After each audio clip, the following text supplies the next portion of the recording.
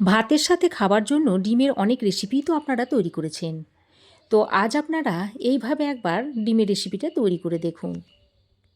মাত্র ২টো ডিম আর একটা সেদ্ধ আলু দিয়ে খুব কম খরচের মধ্যে রেসিপিটা আপনারা তৈরি করে নিতে পারবেন, আর সময়ও খুব কম লাগবে। নমস্কার বন্ধুরা, তিয়াশাস রেসিপিতে সকলকে স্বাগত জানাই। আমার আজকের রেসিপি হলো ডিম আলুর রেসিপি। রেসিপিটা তৈরি করার জন্য প্রথমেই আমি একটা বোলের মধ্যে 2টো ডিম ভেঙে নিচ্ছি।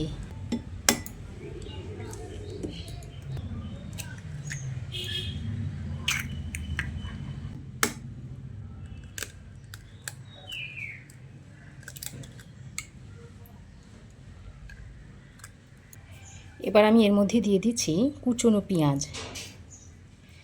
দিয়ে দিচ্ছি কাঁচা লঙ্কা কুচি, কিছুটা কারি পাতা কুচি দিয়ে দিচ্ছি।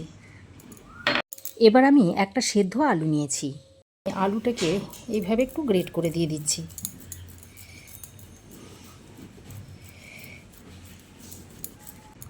এবার আমি এর মধ্যে দিয়ে দিচ্ছি স্বাদ মতো নুন, দিয়ে দিচ্ছি অল্প একটু লঙ্কার গুঁড়ো,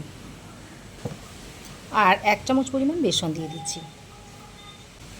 তারপর সব কিছু একসঙ্গে ভালো করে মিশিয়ে নিচ্ছি। আমি হাত দিয়েই মাখিয়ে নিচ্ছি।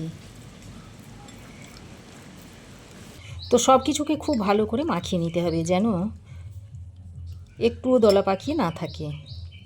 তো দেখুন, সব কিছু আমি একসঙ্গে ভালো করে মাখিয়ে নিয়েছি। এবার আমি কড়াই গরম করে দিয়ে দিচ্ছি তেল। তেল খুব ভালো করে গরম করে নিয়েছি। তারপর এই যে ডিমের মিশ্রণটা তৈরি করে রেখে দিয়েছিলাম, তার থেকে এইভাবে অল্প অল্প নিয়ে বড়ার আকারে দিয়ে দিচ্ছি। আমি এই ডিমের বড়াগুলোকে অল্প তেল দিয়ে ভেজে নিচ্ছি। আপনারা চাইলে এটাকে ডুবো তেল দিয়েও ভেজে নিতে পারেন। বড়াগুলো দেওয়ার সঙ্গে সঙ্গে নাড়াচাড়া করলে হবে না। এক পিঠ যখন একটু হালকা শক্ত হয়ে আসবে, সেই সময় উল্টে দিতে হবে। দেখুন, এক সাইড হয়ে গেলে এইভাবে উল্টে দিতে হবে।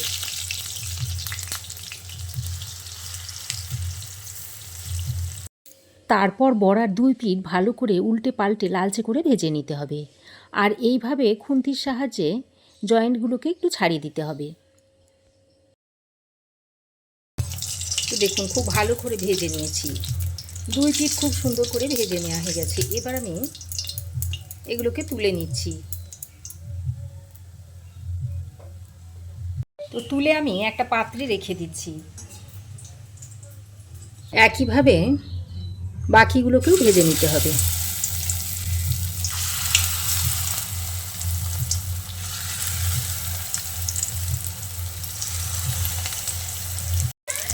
এগুলোকেও এইভাবে উল্টে দিতে হবে।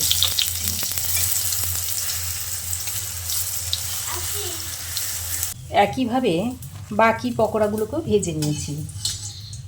তো সবগুলো ডিমের পকোড়া বা বড়া আমি ভেজে নিয়েছি। এখন আমি কড়াইয়ে আরও একটু তেল দিয়ে দিচ্ছি। তেল ভালোভাবে গরম করে নিয়ে এর মধ্যে 1/2 চামচ পরিমাণ দিয়ে দিচ্ছি কালো জিরে। এবার কালো জিরেটাকে একটু তেলের সঙ্গে ভালো করে ভেজে নিচ্ছি। ফোড়নটা ভেজে নিয়ে এবার এর মধ্যে দিয়ে দিচ্ছি কুচনো পেঁয়াজ।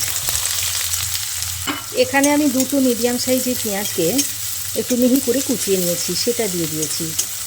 পেঁয়াজটা দিয়ে ফোড়নের সঙ্গে নেড়ে চেড়ে মিশিয়ে নিয়েছি। তারপর একটু হালকা করে পেঁয়াজটাকে ভেজে নেব। এবার আমি এর মধ্যে 2টো কাঁচা লঙ্কা এইভাবে ভেঙে দিয়ে দিচ্ছি। কাঁচা লঙ্কাটা দিয়ে পেঁয়াজের সঙ্গে আরও কিছুক্ষণ এভাবে মিশিয়ে নিচ্ছি। কাঁচা লঙ্কাটা মেশানো হয়ে গেলে এর মধ্যে দিয়ে দিচ্ছি 1 টেবিল চামচ পরিমাণ আদা আর রসুনের পেস্ট।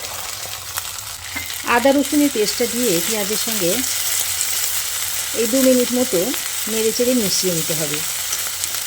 আদা রসুনের পেস্টটা দিয়ে 2 মিনিট মতো পেঁয়াজের সঙ্গে ভালো করে নেড়ে চেড়ে মিশিয়ে নিয়েছি। এবার আমি এর মধ্যে দিয়ে দিচ্ছি 1/2 চামচ পরিমাণ হলুদ গুঁড়ো, আর দিয়ে দিচ্ছি একটু ঝাল লঙ্কার গুঁড়ো। 1/2 চামচ পরিমাণ দিয়ে দিচ্ছি ধনে গুঁড়ো, আর 1/2 চামচ পরিমাণ দিয়ে দিচ্ছি জিরে গুঁড়ো। এবার গুঁড়ো মশলাটা দিয়ে খুব ভালো করে পেঁয়াজের সঙ্গে মিশিয়ে নিচ্ছি। তারপর এর মধ্যে দিয়ে দিচ্ছি কেটে রাখা আলু। আমি 4টে মিডিয়াম সাইজের আলুকে এরকম সরু সরু আর লম্বা করে কেটে নিয়েছি। সেই আলুটা এখানে দিয়ে দিচ্ছি। আলুটা দেওয়া হয়ে গেলে মশলার সঙ্গে ভালো করে নেড়ে চেড়ে মিশিয়ে নিচ্ছি। আলুটাকে দিয়ে মশলার সঙ্গে খুব ভালো করে কষিয়ে নিতে হবে। যতক্ষণ না আলুটা একটু নরম হয়ে না আসছে সেই পর্যন্ত ততক্ষণ আলুটাকে কষিয়ে নিতে হবে। আলু চচ্চড়ি করার সময় যেভাবে আলুটাকে কষিয়ে নেওয়া হয় ঠিক সেই রকমভাবে 3-4 মিনিট সময় ধরে আলুটাকে এইভাবে কষিয়ে নিতে হবে। প্রায় 3-4 মিনিট সময় ধরে আলুটাকে আমি মশলার সঙ্গে খুব ভালো করে কষিয়ে নিয়েছি। আর আলু দেখুন বেশ অনেকটাই নরম নরম হয়েছে। এবার আমি এর মধ্যে দিয়ে দিচ্ছি পরিমাণ মতো জল, আর সঙ্গে স্বাদ মতো নুন দিয়ে দিচ্ছি। আমি যেহেতু একটু গ্রেভি রাখবো সেই মতো আমি জলটা দিয়ে দিয়েছি। আর একটু গ্রেভি থাকলে গরম ভাতের সাথে খেতে খুবই ভালো লাগবে। 1/2 চামচ পরিমাণ কাশ্মীরি লঙ্কার গুঁড়ো দিয়ে দিচ্ছি, এতে করে কালারটা খুব ভালো হবে। তারপর খুব ভালো করে নেড়েচেড়ে মিশিয়ে নিয়ে আলুটাকে সেদ্ধ করে নিতে হবে। আপনারা ঢাকা দিয়েও সেদ্ধ করে নিতে পারেন, তবে আমি ঢাকা ছাড়াই এটাকে সেদ্ধ করে নিচ্ছি। আলু যেহেতু আমি লম্বা সরু সরু করে কেটে নিয়েছি, তাই এগুলো সেদ্ধ হতে বেশিক্ষণ সময় লাগবে না। তো ঢাকা ছাড়াই আলুটাকে আমি 3-4 মিনিট মতো রান্না করে নিয়েছি। আর আলু দেখুন মোটামুটি প্রায় সেদ্ধ হয়েছে, তবে পুরোপুরি সেদ্ধ হয়নি। এবার আমি এই পর্যায়ে ডিমের যে বড়াগুলো তৈরি করে রেখেছিলাম সেগুলো এখানে একে একে দিয়ে দিচ্ছি।